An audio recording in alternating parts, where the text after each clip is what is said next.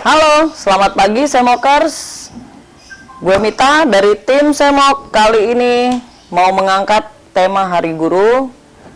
Kebetulan hari ini gue lagi ada di kediamannya Pak Suprojo, yang kebetulan adalah seorang guru dan biker senior. Selamat pagi Om Projo. Selamat pagi. Nah, gimana Om? Kabarnya sehat? Alhamdulillah. Sehat, alhamdulillah. Iya, ini kami dari tim Semok mau ngobrol-ngobrol sama Om Projo, mau apa ya? Mau mencari ilmu dan mencari info-info, cerita-cerita sejarah motoran zamannya dari Om mulai motoran sampai sekarang. Ini karena saya lihat motor masih ada ya Om. Jadi boleh ya Om kita minta cerita-cerita dari Om. Tuh, boleh Om perkenalkan diri, namanya, mungkin dulu ngajar di mana, apakah dulunya terkenal sebagai guru killer juga, apakah gimana dulu ngajar bidang studinya apa, bisa cerita ke kita selain cerita motoran nih, karena kita ini sekarang temanya lagi mengangkat tentang Hari Guru gitu.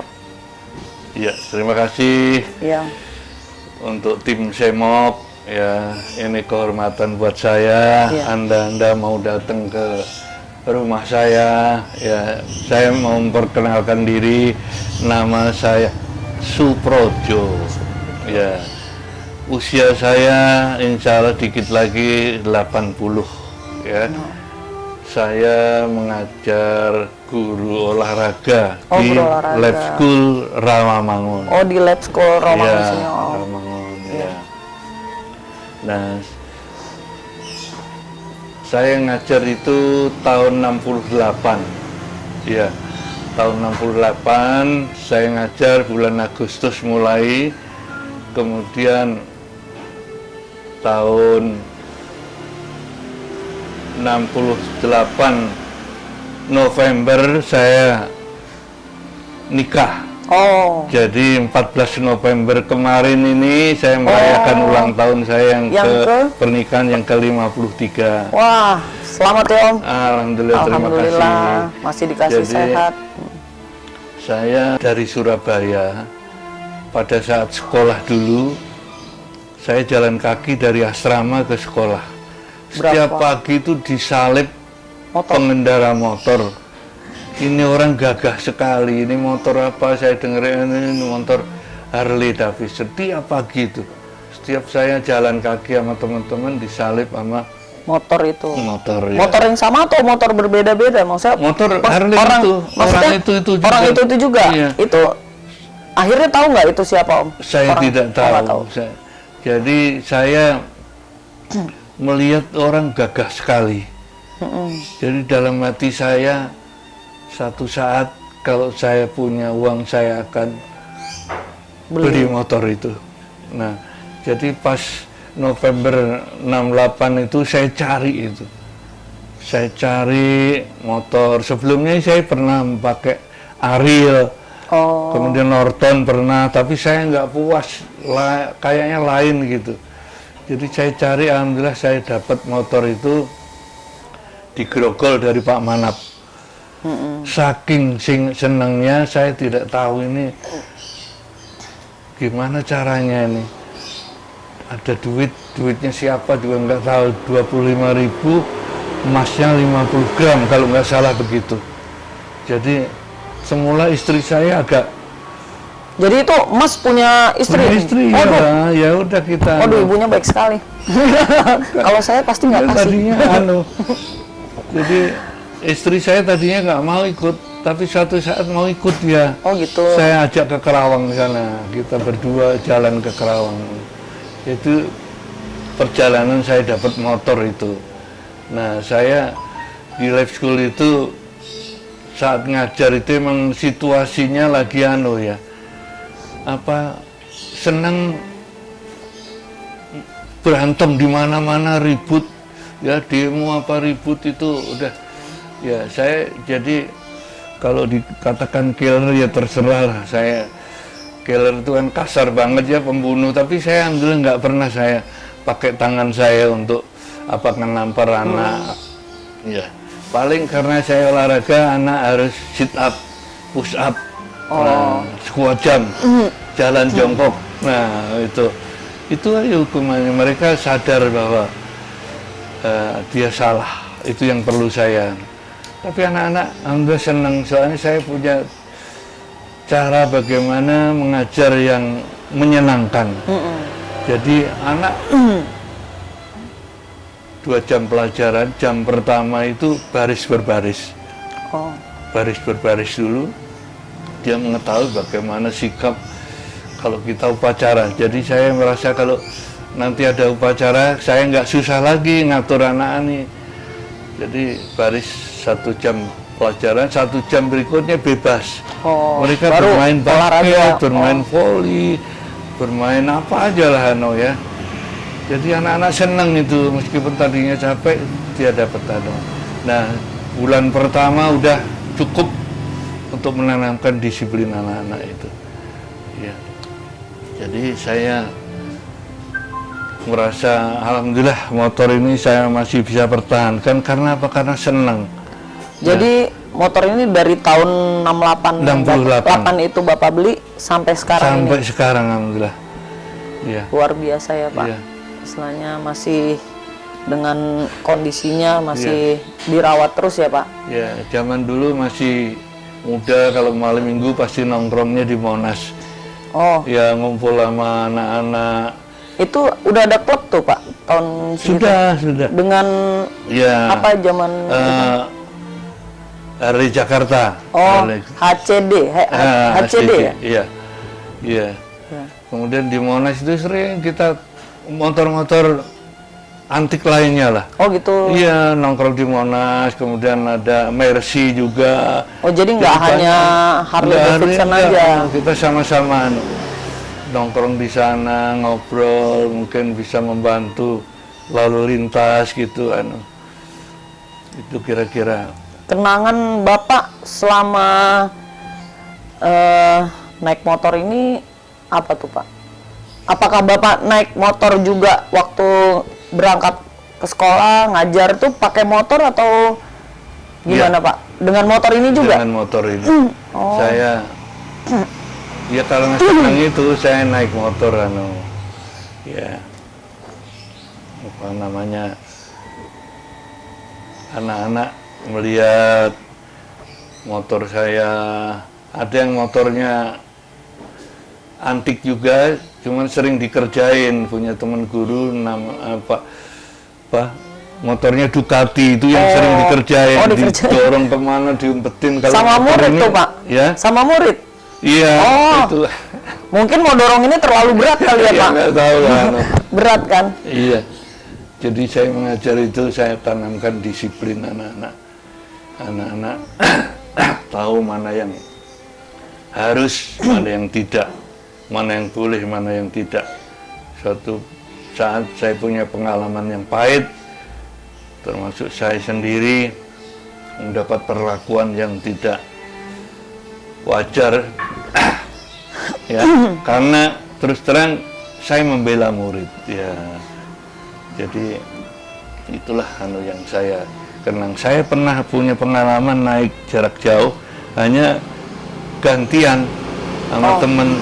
Waktu sama Haji Wawan, touring saya atau kesana, apa tuh Pak? Itu waktu ulang tahun 100 tahun Harley DCI ya, gitu. di Solo. Saya gantian sama teman, berhenti ganti yang usia berapa itu Pak? Itu 2000 berapa 2003 ya? 2003 kalau 2000. Iya betul 2003. Nah, jadi itu pengalaman jarak jauh saya itu aja. Soalnya saya merasa juga punya motor itu termasuk telat. Lain sama anda ini masih muda udah jadi biker. Iya. Iya, Pak. Saya mau tanya nih Pak. Kalau menurut pandangan Bapak sebagai guru gitu ya, pembelajaran zaman dulu Bapak mengajar sama yang sekarang ini gimana tuh Pak? mungkin kan Bapak udah nggak ngajar ya, udah lama. Tapi kan pasti dengar-dengar, mungkin ada anak cucu gitu kan, mereka belajarnya sekarang seperti ini, seperti itu. Ada apa ya, perbandingannya gimana? Mungkin Bapak bisa kasih. Jadi zamannya sudah berbeda sekarang. Jadi kalau dulu kita disiplin itu penting sekali ya. Tapi sekarang saya melihat ya berkurang. Tapi ya mungkin menurut sekarang ini begitulah yang harus dijalankan. Jadi akademisnya itu yang harus meningkat, kemudian pembinaan kasih sayangnya, kedekatan dengan siswa itu yang diperlukan sekarang ini. Alhamdulillah saya sekarang ini masih ikut, artinya mengamati lah masalah perkembangan pendidikan ini. Bagaimana yang perlu kita ini udah berjanji bahwa kita ini satu nusa, satu bangsa, satu bahasa.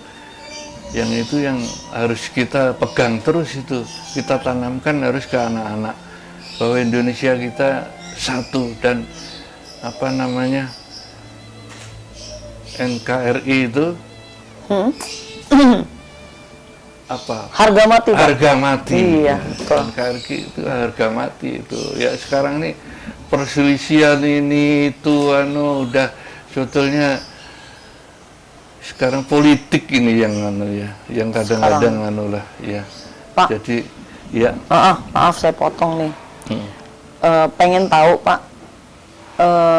Ini pertanyaan dari saya sendiri aja, maksudnya pengen tahu dulu latar belakang Bapak pengen jadi guru itu sebenarnya apa sih, Pak? Karena jadi guru itu nggak gampang gitu. Yang saya tahu kan, saya juga sempat pengen deh jadi guru. Kayaknya saya pengen jadi guru. Kalau saya jadi guru atau dosen, pengen jadi dosen yang paling santai, paling enak. Pokoknya pengen nyantai, karena saya tahu bagaimana rasanya jadi murid, bagaimana jadi rasanya jadi mahasiswa.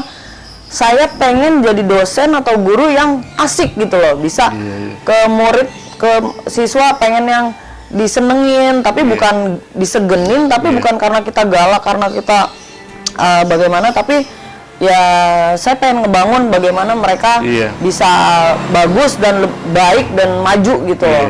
Nah sekarang kalau Bapak apa, Pak, yang kok pengen banget jadi guru dulu, kenapa, Pak? Jadi gini, saya ini berasal dari keluarga miskin ya. Jadi dulu zaman saya namanya SR, Sekolah Rakyat. Ya. Tahun 54 saya itu ujian SR. Buat masuk SR itu? Iya. Saya nulis bahwa saya ini sekali pengen jadi dokter. Saya tulis tujuan SMP. Tapi begitu lulus, bapak saya nggak nyanggup. Biayanya besar. Jadi saya harus masuk SGB, Sekolah Guru B. Jadi tahun berikutnya saya mengulang tulisan tujuan sekolah saya berikutnya SGB, Sekolah Guru B. Nah, saya diterima SGB tahun 55 sampai 58. Di Surabaya? Di Bojonegoro. Oh, Bojonegoro. Nah, alhamdulillah saya dapat nomor 3. Oh, zaman ringkatnya. Itu ya dikirim ke Surabaya untuk ikut SGA. Sekolah Guru A, bukan A. Ada B, ada A. Umum, guru umum ya. Di SGA saya merasa olahraga ini menyenangkan gitu.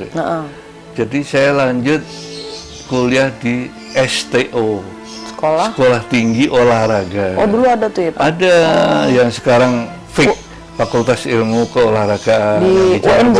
UNJ sekarang ya? Oh iya. Dulu IKIP dulu ya, Pak? Iya, IKIP. Iya. Lalu akhirnya Bapak mengajar, langsung mengajar di lab school. Iya. Berarti dari 68 itu memang sudah mengajar di lab school ya, Pak? 68 mulai buka lab school. Jadi saya pernah mengajar di ini belakang ini sekolahan Satria ini. Oh, Satria. pernah di sini ngajar, kemudian di SMA 1 Budi Utomo Udut pernah pernah juga. dengan teman saya. Begitu tahun 68 lab school buka, saya pindah ngelamar di lab school, diterima. Begitu. Lab school masih ya dulu Jalan Pemuda belum ada, itu sawah Ya, itu masih.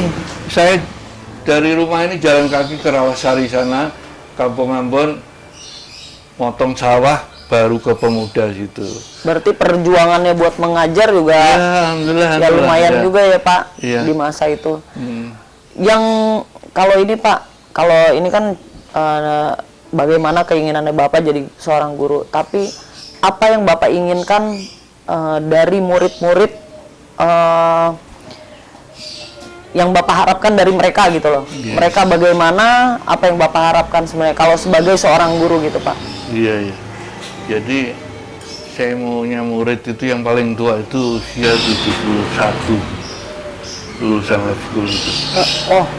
Dari tahun 68 ini? Iya, Hah? itu ya hubungannya masih terus lah, angkatan 70 sampai tahun sekian itu masih Jadi harapan saya ke anak-anak itu tetap berkarya untuk Indonesia. Oke, Semokers, kita tadi udah mendengarkan cerita-cerita perjalanan dari Pak Guru Projo, bagaimana cerita perjalanan selama menjadi seorang guru, bagaimana juga seorang guru yang bikers, dan cerita kehidupannya juga. Buat Semokers, kita benar-benar harus memikirkan bagaimana perjuangan seorang guru, bagaimana perjuangan mereka untuk mendidik muridnya hingga berhasil. Jadi jangan pernah melupakan perjuangan dan jasa seorang guru.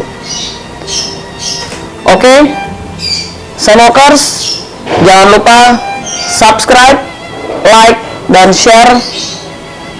Terima kasih. Terima kasih Pak Projo. Semoga sehat-sehat selalu. Semoga semua yang sudah Bapak perjuangkan buat murid-murid Bapak bisa menjadi ladang pahala buat Bapak. Amin. Amin. Ya, terima kasih Semoker ya. Mudah-mudahan selalu sehat, semangat berkarya. Amin. Ya, untuk Indonesia tercinta. Amin.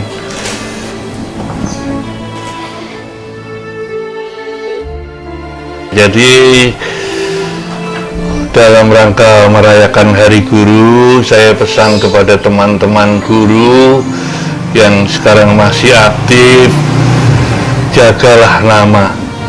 Jadi kalau guru itu kan digugu dan ditiru. Jadi jangan sampai jadi wagu tur saru. Ya, wagu itu tidak pantas gitu loh, saru itu memalukan. Jadi itu yang harus dijaga. Beberapa kali sekarang ini kejadian di sekolah, kemudian di pesantren, itu yang memalukan kita ini. Jadi tetap semangat jaga guru, dan anak-anak semua mudah-mudahan tetap bertahan semangat dalam rangka NKRI. Kita jaga, kita junjung tinggi harga mati, NKRI harga mati. Saya kira itu. Dan untuk tim Semop, saya terima kasih banyak sekali lagi. Mudah-mudahan Anda sehat, semangat berkarya. Ini untuk Indonesia. Terima kasih. Assalamualaikum warahmatullahi wabarakatuh.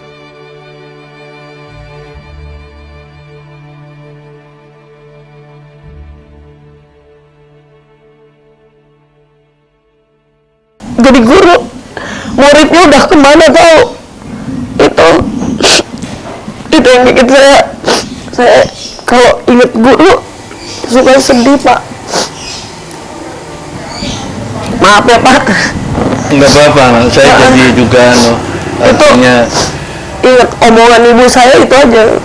murid tuh udah kemana tahu, entah jadi presiden, entah jadi dokter, guru, orang kaya, orang terkenal, apapun itu. Tapi gurunya tetap ya guru. Dia nggak pengen jadi presiden, nggak pengen jadi dokter.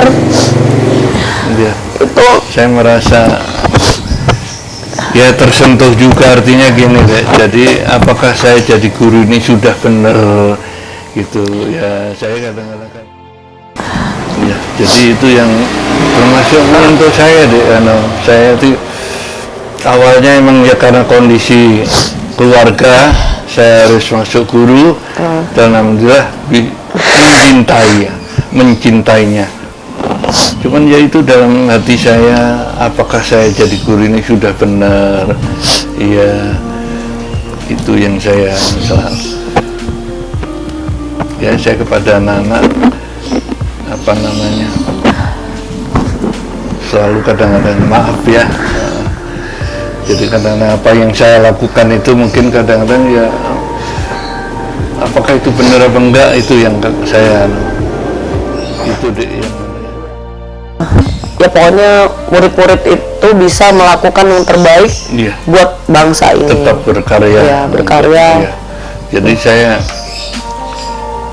senang kalau anak berhasil deh.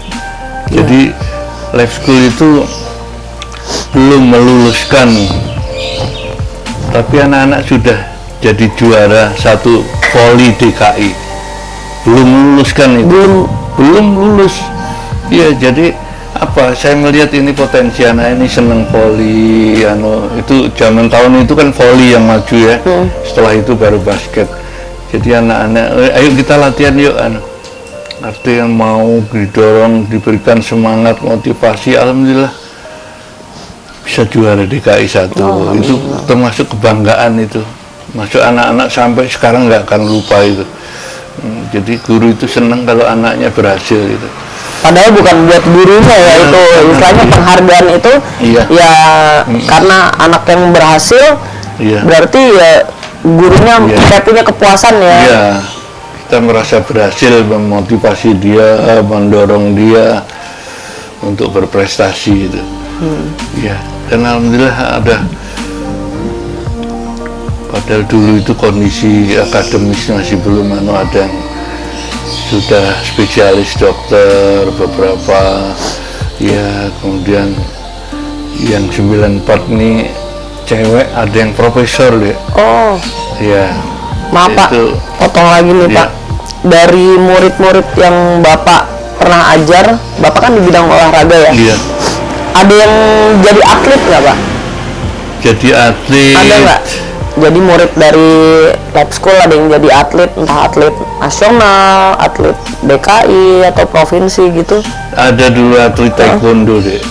Sekarang di Amerika, Franz Wong sekarang. Franz Wong. Ya, Franz Wong, anaknya tinggi deh. Jadi dulu ada simpanan foto cuma hilang 9 orang itu, jejer 9 ya. Dia lompat dari mau itu. Ada satu jadi, itu aja yang lain. Satu yang istilahnya yang ada nama ya, terkenal lah ya. Iya. Yang Paskibraka Istana Danti ya Pak? Danti. Iya Danti ya. Danti terus ada anaknya Indro.